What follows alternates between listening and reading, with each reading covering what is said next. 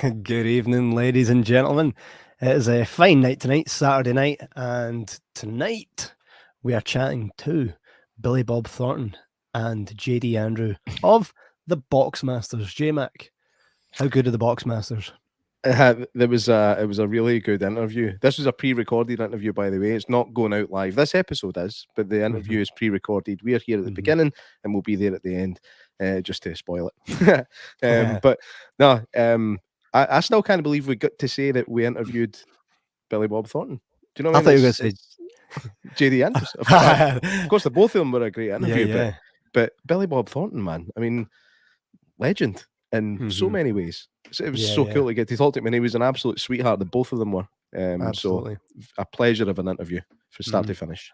And they've got their own setup now, which you'll be able to see in this interview. And by the way, there is a part through the interview, the first time ever, where J-Mac's camera cut out and he just kind of disappears from the interview and then comes back.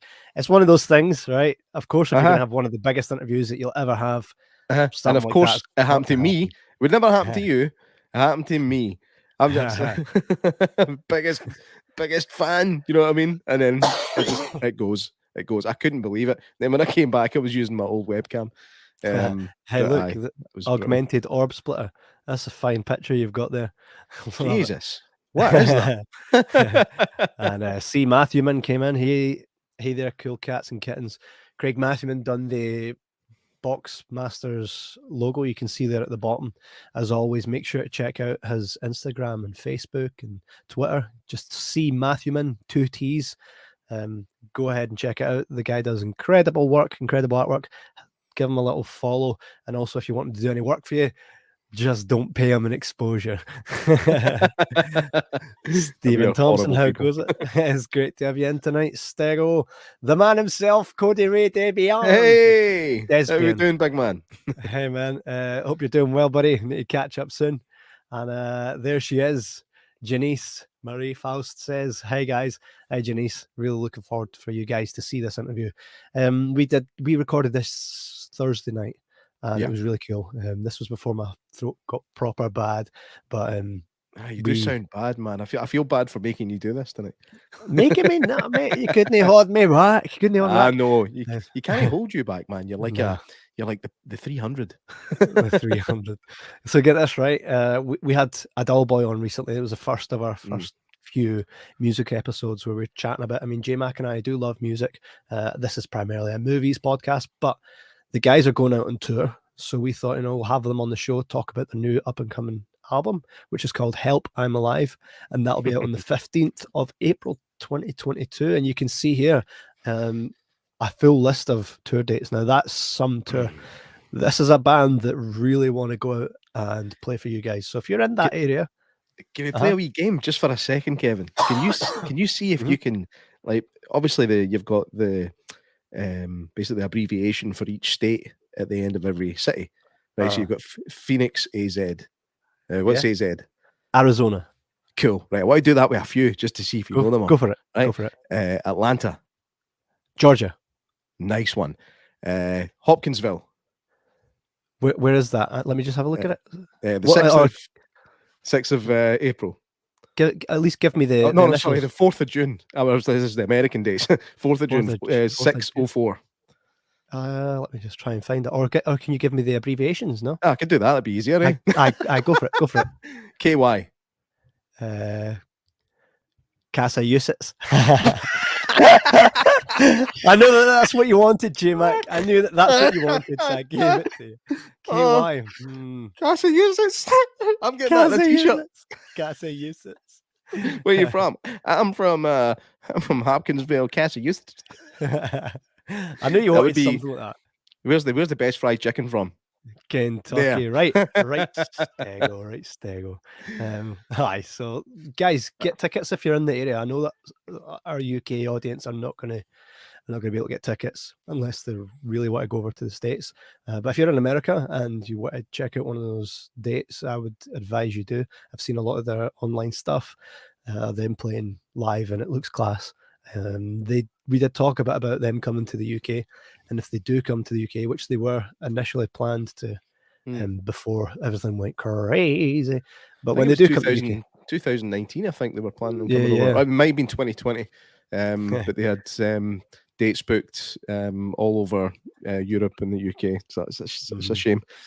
Yeah, but and these things happen. And you can check out their new single "Help I'm Alive." It's on Spotify, Apple Podcasts, iTunes. It's on Apple Music. Actually, it's called Apple Music. It's been that long. Check out everywhere that sells music, and make sure to give their album a listen when it comes out on the 15th. If you want to buy it physically, go to their website, boxmasters.com. Buy it physically. I mean, we talk a little bit about that as well. So put your hand up if you want me to stop yabbering on and play this brilliant interview we had with the guys. I don't know, man. I could listen to you talk like that for hours. Thanks, man. Well, I can't talk like that for hours. So here is Billy Bob Thornton and JD Andrew of the Boxmasters. Enjoy. Absolute pleasure to welcome to the Jibber Jabber podcast JD Andrew and Billy Bob Thornton of the Boxmasters. Guys, yous are heading out on the road in April, and you have a new record releasing on the 15th of April 2022, Help I'm Alive. The track is out for everybody to listen to. We've been listening to it on repeat, and it was nice to listen to a track that represents what's going on in today's kind of in the last couple of years. I take it you guys wrote that during the lockdown period. Yeah, we certainly did. We made 3 albums during the lockdown. Mm-hmm. What? 3? Yeah. So one of them was a year and a half. Yeah, exactly. One of them was our Christmas album, which is very sort of dark and humorous in places, and original Christmas songs. We only covered 2. We covered an old Bobby V song, and we covered the Paul McCartney Christmas song. We did nice. our version of that, which means no synthesizers. Yeah. Brilliant. And but yeah, Help I'm Alive was one of the 2 of our regular records we made during that time. And Help I'm Alive was the concept of that was normally you say help I'm drowning or help. Yeah. And in this case it was kind of like help I'm living in these times, Yeah. So yeah, we experimented a little bit with some different things this time, whereas usually, our sort of 60s brand of pop rock music, it's, we don't have a lot of different sections to songs. Sometimes they're just a straight through pop song, Mm-hmm. And when I say pop, I don't mean pop by today's standards. Yeah, of course. Yeah. But anyway, because when we said rock, when I was growing up, you were talking about Deep Purple or man, stuff like that. Yeah. And Black Sabbath, whatever. So if you They're said, called classic rock now, unfortunately. Do you know that? the only place you can get those songs are on like oldies stations. Yeah. The oldies stations keep getting newer and newer to me. The It's oldies like stations play 90s music. Oh, now. yeah. Yeah. I know. Yeah. A really old oldie station in LA now is like Duran Duran or something. But U2 is oldies. Now, well, U2 is oldies. Yeah, REM. They're like. That's No, depressing, isn't it? Oh yeah, my daughter's 17 and she says back in the day, and that's like 2012. Anyway, so. But in some of these songs, we would, start them off with some kind of spooky stuff, and then like there's a song there, like "You'll Never Be Mine" is one of them, maybe a couple of those, where we decided to use some different, sounds and use the mellotron some, and then you go into the big, chorus part, which sounds more like our usual song. So we did that, and we're real happy with the record. That's brilliant. What kind of? I know, we got lots of friends in the music business, and we just recently had a guy on, and his name is a Dull Boy, and he's a solo artist. He basically writes his own stuff, and what I love about that is the storytelling. It feels like he's written from. It's like he's made a journal and then turned it into a song. And one thing he said to us about the songwriting process is, he says it might sound cliche, but it's like he's just there when it's all going on. Like the process of writing a song itself happens and he's just there. What's it like for you guys when you're making a song? Do you do it together? And is that the same kind of way that it just kind of happens and you happen to be an observer of it? Well, ultimately, we do it together. You know, initially, it's one or the other of us, usually. We generally don't just sit down in the studio together and say, hey, let's write a song. And the person you're talking about, in our experience, is right about that. I mean, it's like all of a sudden you've written a song and you don't even know what happened. Yeah.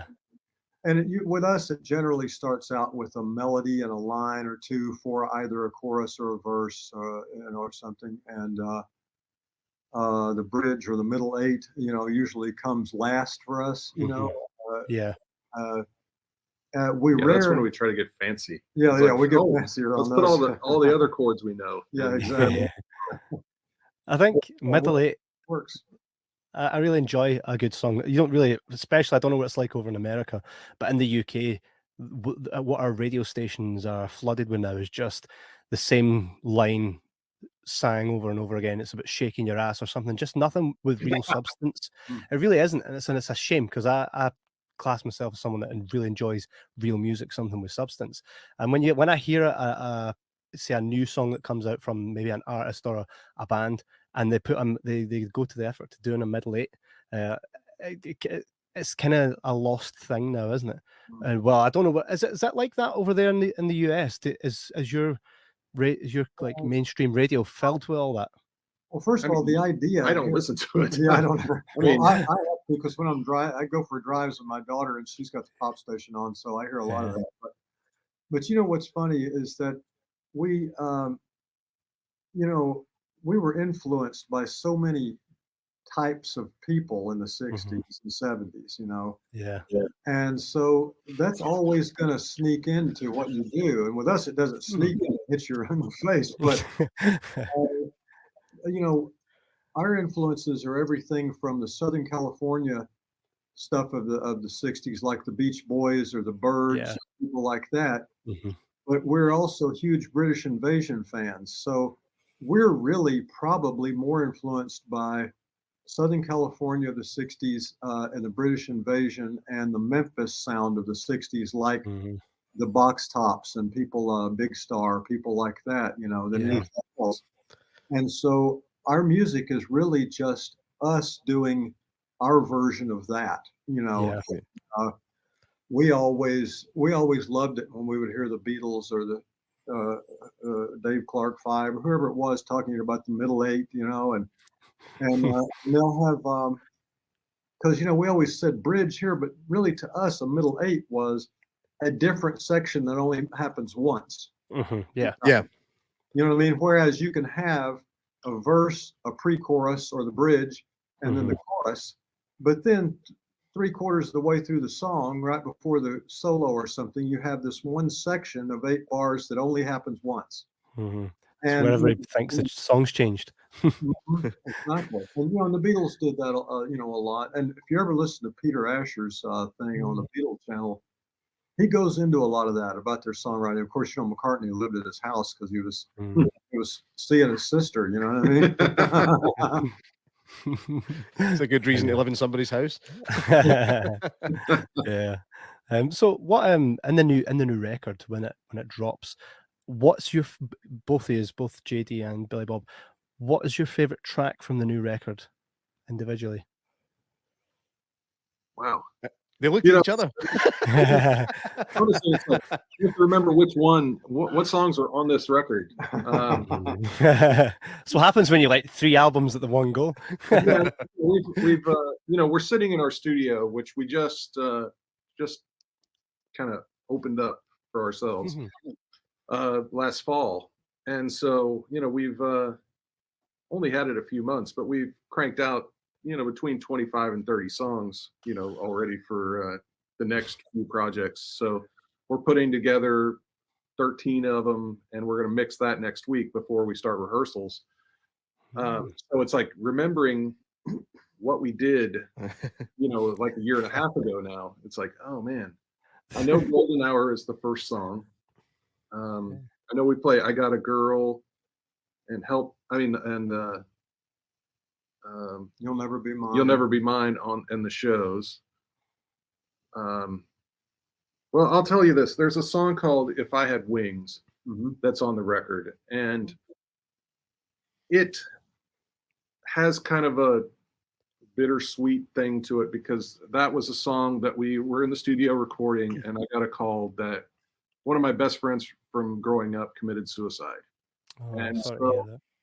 yeah, it's like, so it's like this thing. It's like, I love this song, and it has a, it wasn't written for the moment, but it has connections because most of the songs Billy writes are about suicide anyway. So, but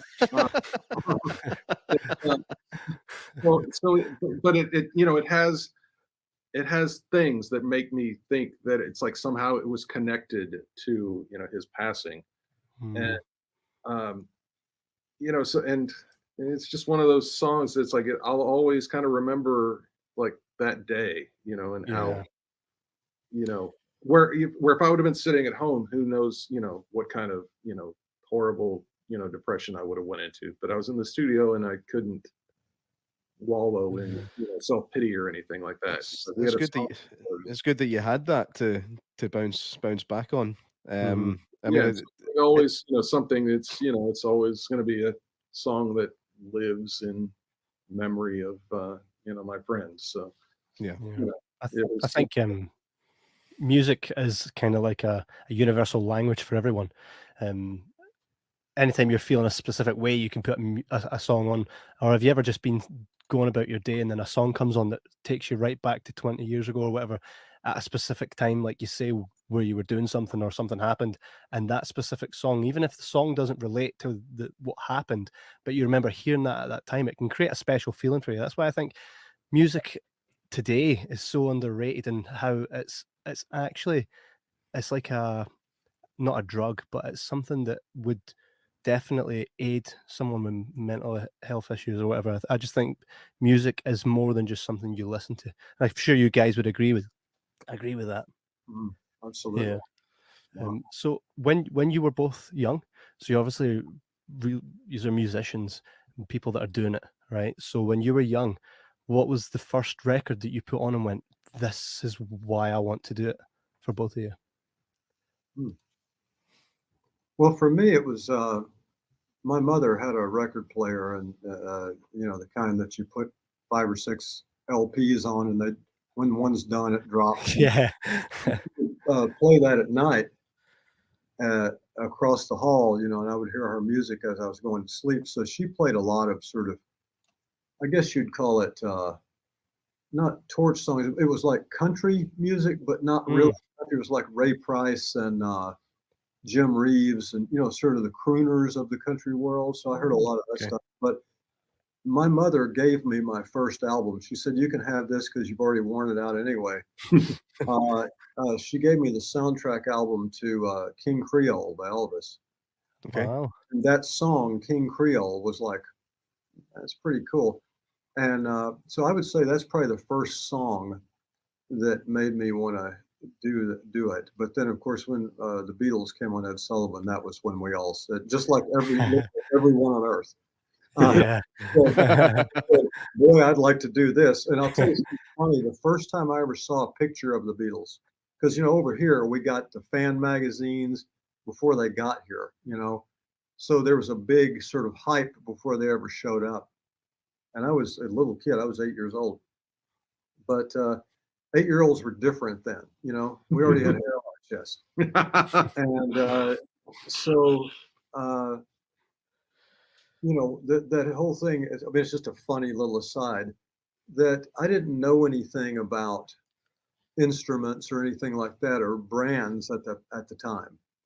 So when I saw my first picture of the Beatles, and my older teenage neighbors were talking about the Beatles, and there were girls, so they would squeal about it. And, I thought Ringo's name was Ludwig. Because of the drums. Ludwig right there. There it is, yeah. So I actually thought, and I remember telling my brother my younger brother, I said, when I grow up, I'm going to be like Ludwig. It's the whole Calvin Klein thing from Back to the Future. Yeah. But yeah, And what? I think those two songs were King Creole and then I Want to Hold Your Hand. Those two. Ah, nice. What about yourself, JD? You know, I mean, the thing that I remember, you know, for one, it's like when I was young, I would make cassettes off the radio, and by that point, it was already the oldies channel because it played mostly 50s and early 60s music.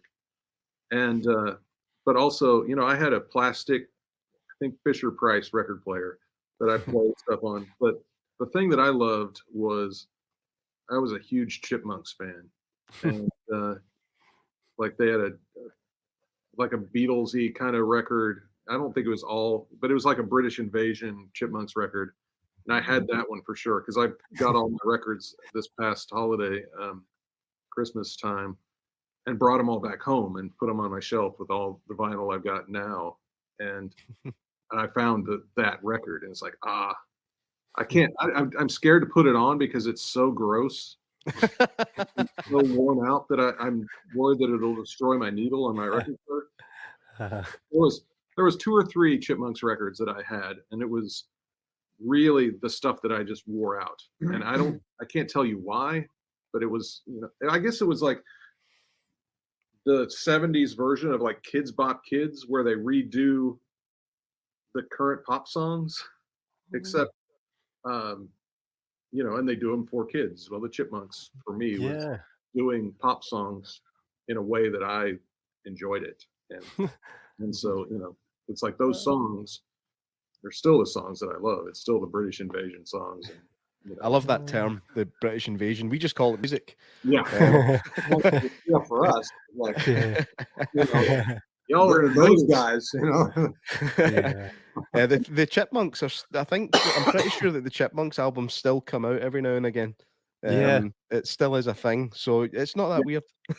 They still make movies and all that. I mean, my kids watch them, and you know, it's like we put them on in the car and on road trips and all that. But you know, it's not the same Chipmunks. I understand it's, you know, it's the son of the guy, but looks like Menudo. They keep getting new Chipmunks. Exactly. Now they use stars to be the Chipmunks instead of just that one guy. You know, well, before we move off the British Invasion at all, I just want to say something that nobody ever says, so I want to say it, which is, and this wasn't during that initial British invasion, you know, 64 or 65. This was a little later, 67. But a band that has had a huge influence on, I believe, on American musicians who still love the music of the 60s and 70s, and they're not mentioned as often as other people, is Traffic. Traffic was a band that they were sort of the Allman Brothers of England. Okay. And as a result, because of my influence with Traffic, it's why I have a hard time writing a song that's under 4 minutes long. But they're just not mentioned as much. Obviously, Steve Winwood is, you know, but original band of Traffic that had Dave Mason and all those guys, and Jim Capaldi and all those, Chris Wood. Not many people talk about them, and that was a really, really great band out of England that we copped a lot of stuff from. I think was that a similar? I mean, I've never heard anything by Traffic myself. Was that a similar sound to the rest of the British Invasion stuff, or was it its own thing? No, they came along in the year when things changed. It was the year when Cream made Disraeli Gears and the initial Deep Purple. You know, when they did Hush. Oh, yes. It was, and Procol Harum. You know, it was during that period of time. So that's when music had already changed, and the Beatles had already gotten into Rubber Soul and Revolver, and then into Sgt. Pepper. So it wasn't the sort of more poppy sounding stuff. It was more experimental, you know, and a little into psychedelia and all that kind of thing. So, but if you ever get a chance, just get the whole catalog and sit down one day and have your grape juice and listen. I've got plenty of time Absolutely. on my hands right now. I'm suffering from an unspecific virus, we'll call it, because Oh, you yeah. get kicked. Yeah, you get kicked off YouTube for saying what it's called. So yeah, so I've got about at least a week now that I can just sit and do what I want. So. Absolutely. The first kind of records that I had ever seen, and this is kind of leading into the next question I'll ask you guys, is my dad had, like we all did, the big record players, and for me, he had the very first Iron Maiden record, the one with Paul Di'Anno was the singer, you know, Phantom of the Opera and all that stuff, and it's basically an image of Eddie that just on the front, and because I was a kid, I was so drawn to this image, and then I would listen to this through the record, and another one was the double disc CD of Michael Jackson's History. So for me, that was my first kind of look into music as a kid. And I think it was more because I was fascinated with the physical piece of media.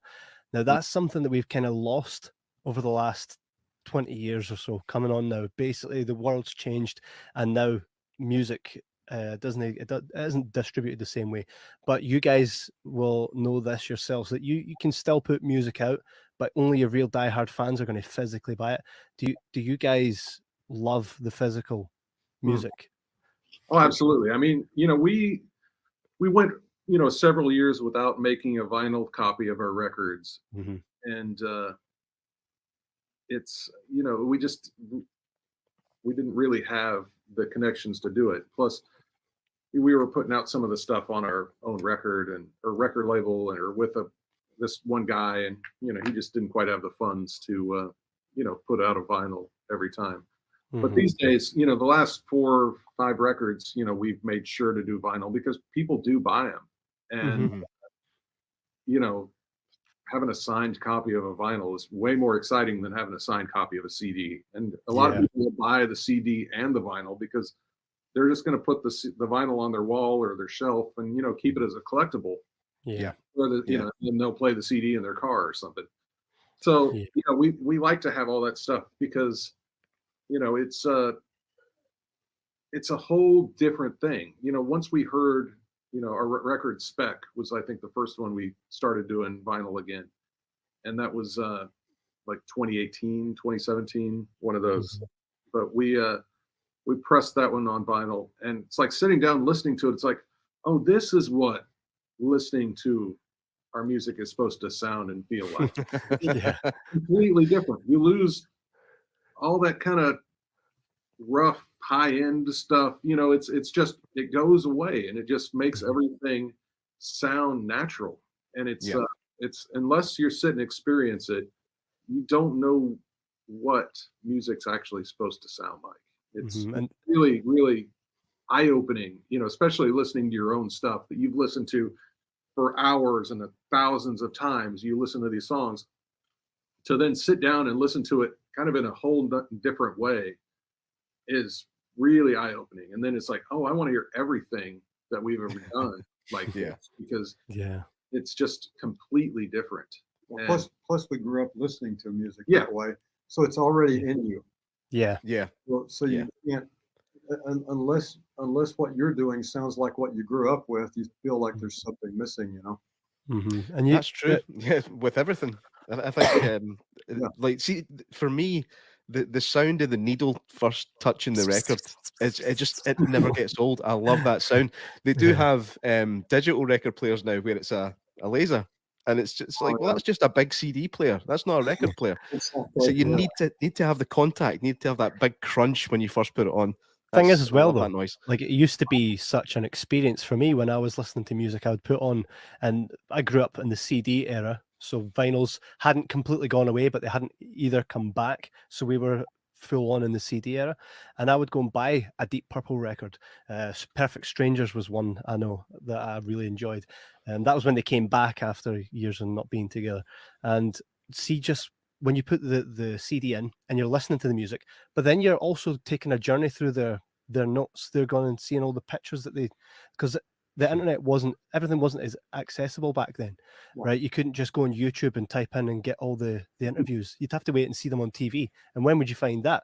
So you'd go through the booklet and there's all the images of them all back together, and they all look so many years later. They look different from what they did before. You've got their thank yous, who they thank and why they thank, and all that stuff. To me, that was the real experience of music, and I think it's one of the lost. things that we actually we've actually written songs about the subject, because we're of the mind that the journey is the exciting part. It's not the journey is what it's all about, not the result or the destination.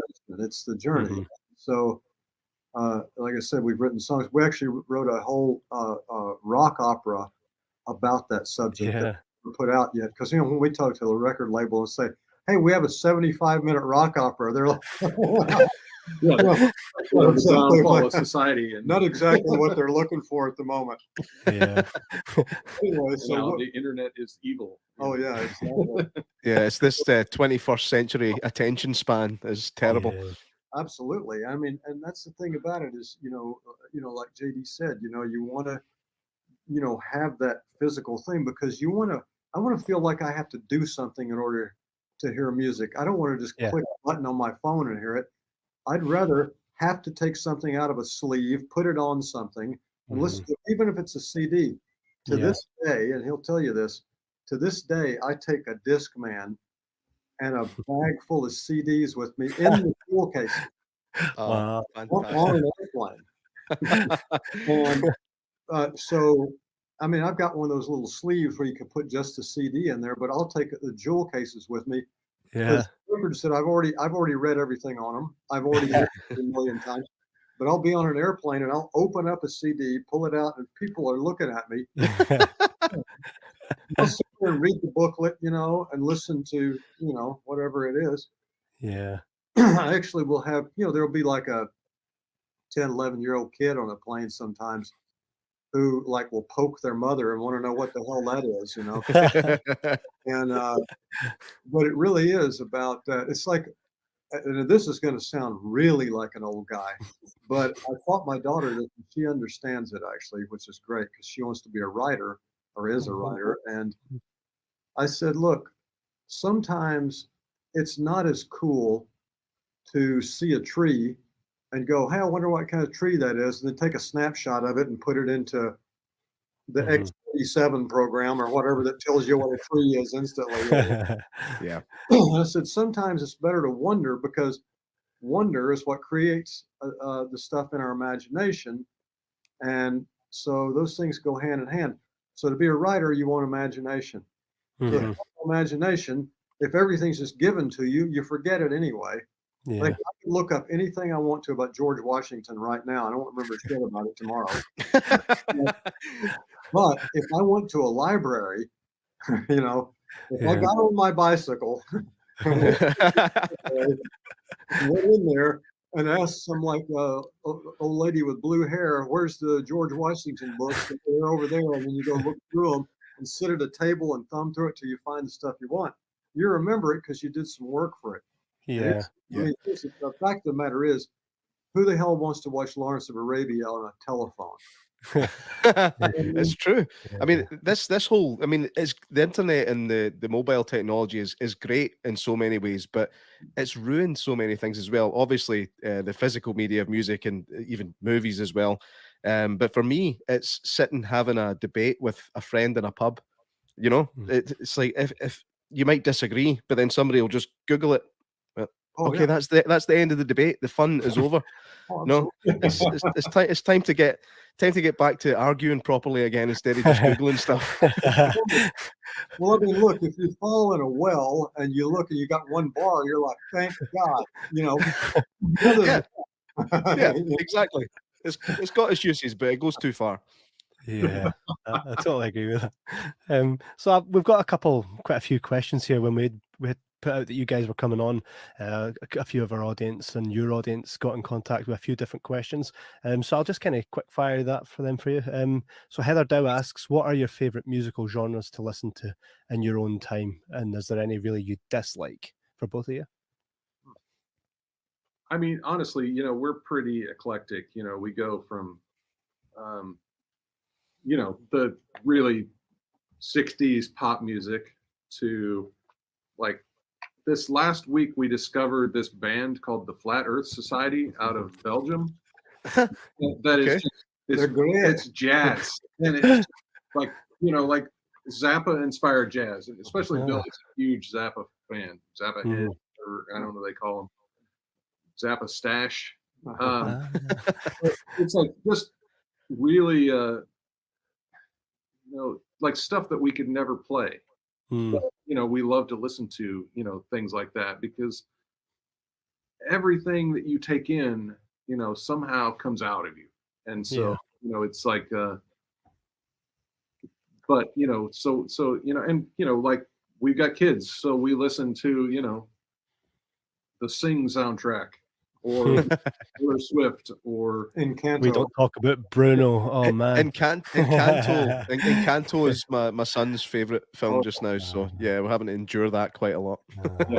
So, you know, but we take all this in, you know, it's like we're actually listening to it, and you know, some of it's great, some of it's, you know, just guilty pleasure stuff, but you know, I would love to see that. I'm a big Blackpink fan, you know. Oh, nice. I can't say I've listened to the music that much, but I'm a huge fan. Just kidding. I'm being a bad person. It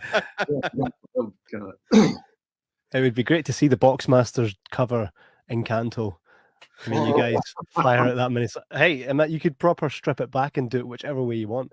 You know, I think that would be it would be something else. Hey, who else is doing it? Well, we love, like JD said, all kinds of music. I mean, we are more classic rock or rock and roll fans of the 60s and 70s. That's our main music. But I also listen to a lot of Sinatra and Dean Martin, and, you know, nice. Mel Torme, you know, a lot of that kind of stuff. Johnny Cash.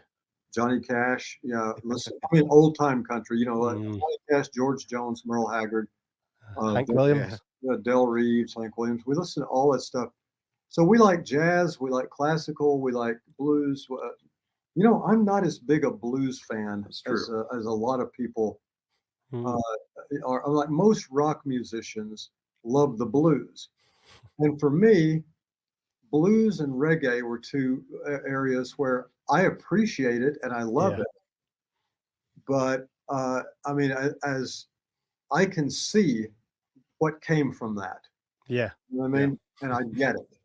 Yeah. But if you put on a blues album, first of all, if I do put on a blues album, it's going to be Howlin' Wolf or Muddy Waters or somebody like that, not like some guy from Sacramento, you know, doing a blues album. You know, it's like, you know, some guy with a stack of Marshalls playing blues. It's like, no, I'm going to hear a guy whose guitar only had 5 strings on it. That's the point. Yeah. So, and by the way, what kind of blues do you have anyway over there in suburbia? and so if I'm going to listen to blues, I'll listen to the old timers who actually created the music. Yeah. Also, at the same time, if you put on a blues album, it's kind of like I just heard that song. So you hear the same song 12 times. I woke up this morning and had the blues, and then the next day, the next song, you woke up that afternoon and had the blues, or whatever it is. I mean, but, and so I think stuff that kind of sounds the same is the stuff that I tend to not respond to. And you know, it's the popular answer for a rock musician maybe to say, I don't really like rap or hip hop, but you know what? I like Mos Def, and I like Ludacris. I like some of that stuff. And I always got a real charge out of, what was the cat in the 80s that did Funky Cole Medina? Tone Loc. I mean, you know, you never know what's going to kind of get to you, you know, and go, yeah, that's all right. But I don't like sort of current Nashville country. I'm not crazy about that, because the idea in Nashville these days, except for the guys who have been there a long time that are still doing what they do. But the idea there is to write the same song over and over. Well, referring back to the old, I don't like the same thing over and over. And so our idea growing up was to be different. And you could argue and say, well, all of rock music in the 60s sounded similar, but it's like each one of them had their own vibe, and they were writing about similar subject, maybe in the wheelhouse, but at the same time, their own version of it. And now over there, they literally go into a room as songwriters and, songwriters, and they have writing appointments. And it's like, really, you do a creative thing by appointment? That's weird. And so they go in there and it's like, okay, that was a hit. So we're going to do that again. A few words and a couple of chords, but it's essentially going to be the same song. Like unabashedly, they do that. But then that song that was a hit last month that they're copying, that song was also a hit in 2000. Yeah. For 20 years, they've been writing the same song. Yeah, which is why some of the greatest albums that have ever that changed the world of music were all from people that wrote them when they were broke. They didn't have money. That was what they lived for. Because at the start of every musician's career, it's not something you get into right away and you make money. It's something you got to be prepared to be on your hands and knees for a very long time. Just from the musicians I know, and that's when the truest form of art has kind of come through in the music. You look at Nirvana, all the people that really, when music kind of changed, because it doesn't happen so much now, but there are points in time where music is, and then it changes, and then it goes here, and then it goes there, and some of the biggest bands like the Beatles, the Rolling Stones, and you got stuff like AC/DC and whatnot, all these bands at some point or another changed the trajectory of what was going on in music, and that was usually when they didn't have any money, and it was always about the art, and that's basically what you say there is when money and music mix or creativity, it doesn't kind of takes away some of the all becomes pop music. It's all pop music. Absolutely. And that you just mentioned the Beatles and the Stones, which were the two biggest ones of those. Yeah. The Beatles weren't really a blues-based. No, not at all. You say all pop and rock comes from blues and country and old train songs, and for that matter, Irish and Scottish and English folk music, and all that stuff comes into rock and roll too. People don't say that sometimes, but you put all those things together, and that was what created rock and roll. But it doesn't mean that every rock and roll band came from those things, country or necessarily. Yeah, of course. Beatles kind of came out of Buddy Holly. If there hadn't been a Buddy Holly and a Carl Perkins and people like that, there wouldn't have been a Beatles. Chuck Berry. But the Stones, on the other hand, were a blues-based band. So you look back, the Beatles really didn't come from the blues.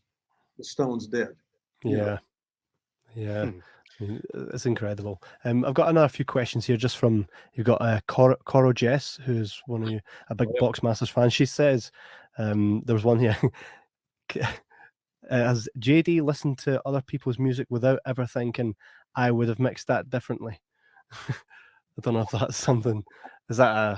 because my day job in the past has been as a recording engineer. Yeah. So, I used to be more, critical of a listener, and thankfully, as the years have gone by, and especially, since making our own music all the time, I've kind of stopped doing that. And, it's, it used to be, there was a time it's like, man, you'd sit there and you listen to something and be like, oh, that's you'd kind of tear it apart in your mind. And that's not a very fun way to listen to music. And thankfully, now I just, if I hear something else, I just sit and enjoy it. And, I just tear apart our own stuff now. Ever so critical. Change that. Replay that part. Let's turn that hi-hat down or something like that. We will actually finish up on this actual really good question as well, and we don't want to keep you guys too much longer. What song of yours would you choose to introduce someone who's never heard of the Boxmasters? That is a very good question. That's pretty brilliant, actually. We're going to be here another half hour. You we got time. Got plenty of time. Sit here in silence and thinking about what song. Well, I'm trying to think about that because it's changed over the years too. I'd say probably something like maybe a song like Providence or Beautiful off the Somewhere Down the Road record, because That's that's actually kind the of Providence record, Providence record, which has shit, I never can't never been remember. never actually physically been released. It's only Oh, a yeah, digital yeah. copy, but Oh, that's true. But I'd say actually on this. remix it this summer. Oh, you will. Exclusive. Yeah, but there's also I would say with our music, because we're a more album oriented band, Yeah. I would say rather than a song, it would be to introduce people to us would be like an album. And I would Yeah. say probably I'd say maybe the Spec album might be a good one to introduce someone to. What do you think? Yeah, or Or the new one, or Help I'm Alive, which is out April 15th. Good save, Billy Bob. Good save. Well, he's the businessman. I don't know. Not really. I mean, if anybody knows us, they know that we're horrendous business people. So that's we have to do everything ourselves because we're so cheap and we won't make enough money that we, just like, fine, we can't afford to pay anybody. We'll just, take care of that ourselves as well. We'll actually have people tell us, I can really get you like a million Instagram followers tomorrow. What do you got, like 3,000 or 4,000, whatever it is? And they said, all you got to do is this and that and the other, and you can actually pay for this service that does this and all that kind of stuff. And we're just kind of like, I don't know, the ball game's on. I'm going to watch that. We don't pay a lot of attention to that because we love our fans and the fans we have, who we make our music for. Yeah. And so in other words, we're not real good salesmen. We don't sort of like we don't stand on the corner a lot. You know what I mean? Great analogy. Yeah, absolutely. It's been an absolute pleasure speaking to you guys. I mean, we could speak for hours and hours. And when you guys eventually come to the UK, because you will be touring in the UK at some point, right? We'd love to come along. We were supposed to in 2019. We had 8 or 10 shows booked for the UK and Ireland, and then another 20 or 30 across Europe. And I mean, it was 2020, right? It was 2020. We had a whole tour booked for Europe, and of devastated. Course, the flu canceled that. Yeah. But anyway, by the way, for your virus, penicillin and a rubber hammer. A rubber hammer. I'll need to have a think about that one. I'll explain it another day. But anyway, that's ridiculous. But yeah, our UK shows were really lining up very well, and we had one at the. We were very anxious to play at the. What's it called? London, right? Famous place in London. I can't remember the name of it now, but anyway. But I've done tours of Europe as a solo artist back, like 20 some odd years ago. Yeah. So I've actually played in London and Ireland and Liverpool. We played in the Cavern Club and all that stuff. Cool. By the way, where my family's from, we've been traced back. So I'm more English than English people. According to the DNA, I'm like almost 80% full on English. And, yeah, you can hear it in the accent. Absolutely. Yeah. Well, believe it or not, a lot of the words we use in the South are actually Old English words. But my family are from Northern England. My father's family is from Lancashire, and my mother's family is from Yorkshire. So it was like the War of the Roses, and I really like that around the you guys need to play the Barrowlands here in Scotland. Yeah, Barrowlands everywhere. I mean, you'll have heard of the Barrowlands, right? Glasgow. Oh yeah, no. I mean that's where my family is actually from. Yeah. We had shows lined up for Scotland too. There was 2 or 3 shows up there, and man, I was excited about that. Yeah. So we guarantee once we can actually get into Europe and UK, then we're going. Yeah. The Absolutely. last time we were looking at it again, it was like there was all these trucking issues. Like you couldn't drive a truck from one country to the next without getting a new truck every 2 days or something. And so it was for a touring band going all over,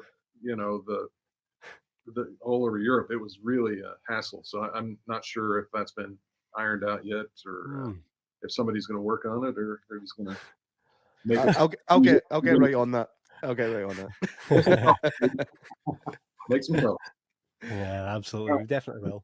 So that'll be maybe amazing when that happens. We'd love to definitely come along and check out one of your shows. I was kind of gutted when I seen that you have all these tour dates, which we will post up, and after we've made the episode, and we'll post up all your tour dates. So it'd be cool to see the UK in the next few years. But we'll definitely do that, and we could come and do this live together and check out your show, and it'll be amazing. And good luck with the release of the new album and the next 2 albums after that you already have in the bag. And I imagine by the time those 2 albums come out, you'll have another 6 already waiting in the wings. Oh, yeah. Everything's set up, so we can just keep cranking them out. So living the dream, absolutely, isn't it? Living the dream.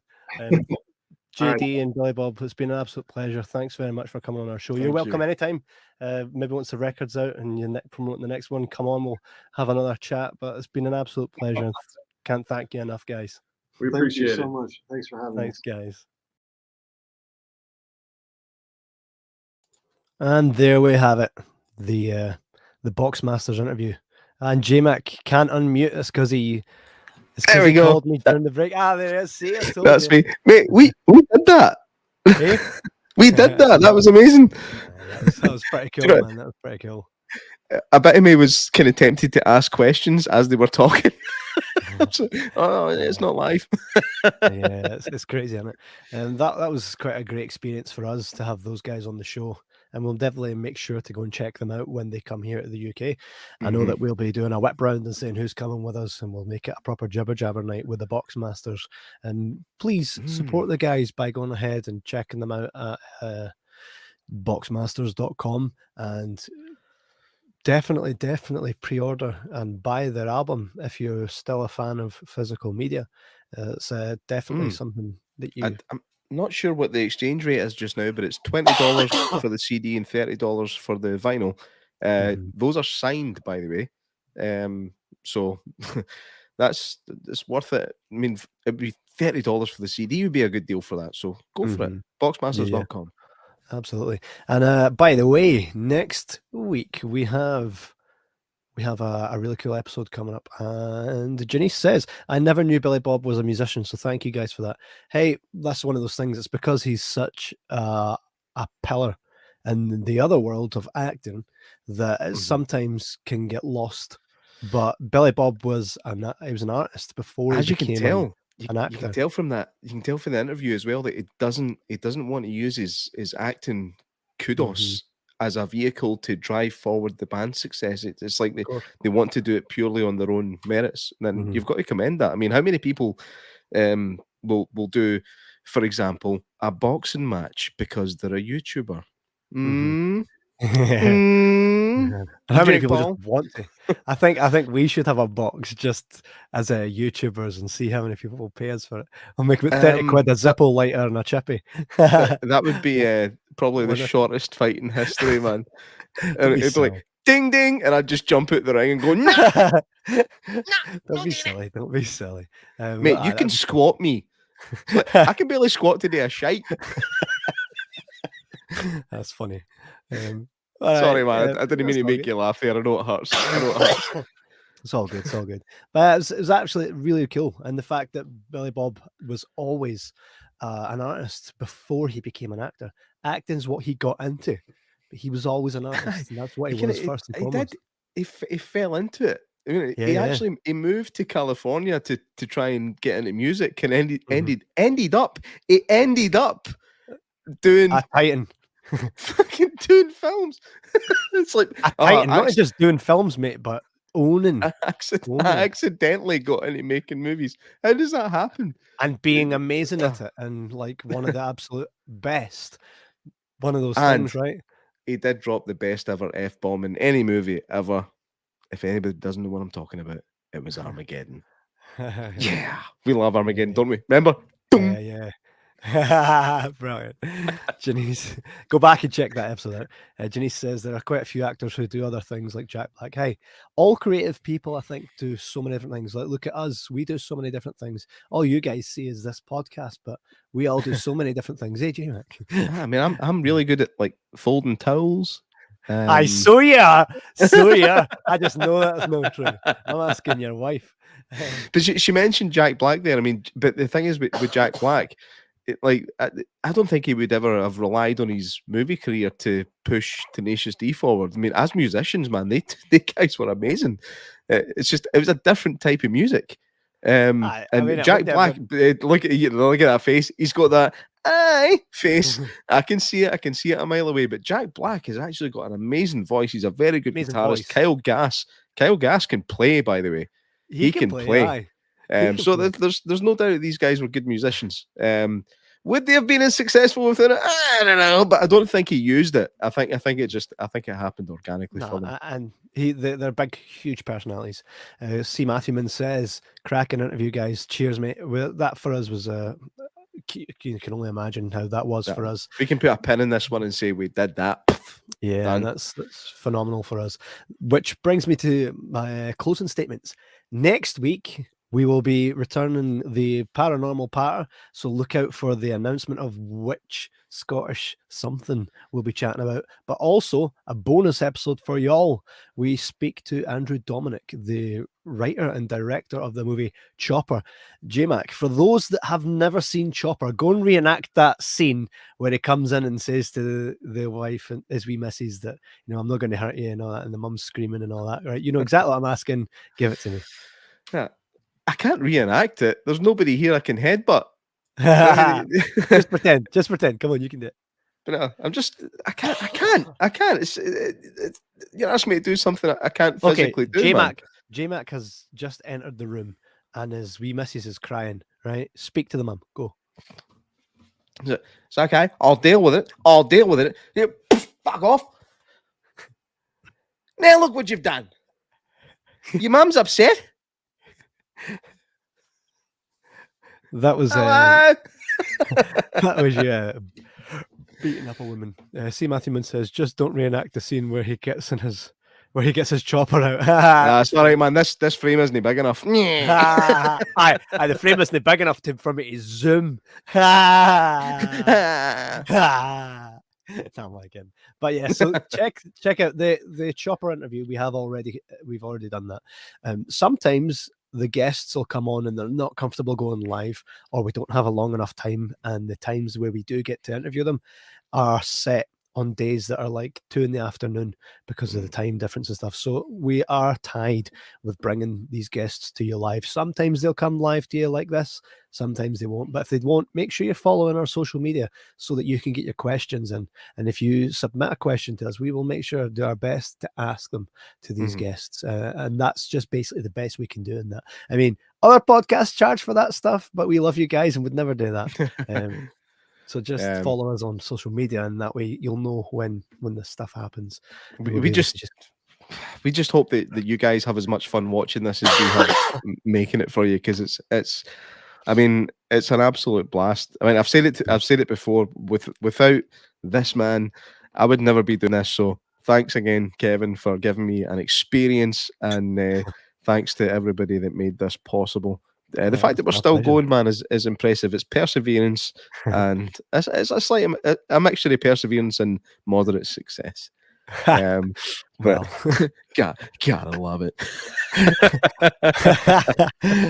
So, I'm going to close this one out for you, because I know you're kind of struggling to speak. So, we will be back next week, like Kev said, with 2 episodes, one bonus, one normal, with our paranormal patter.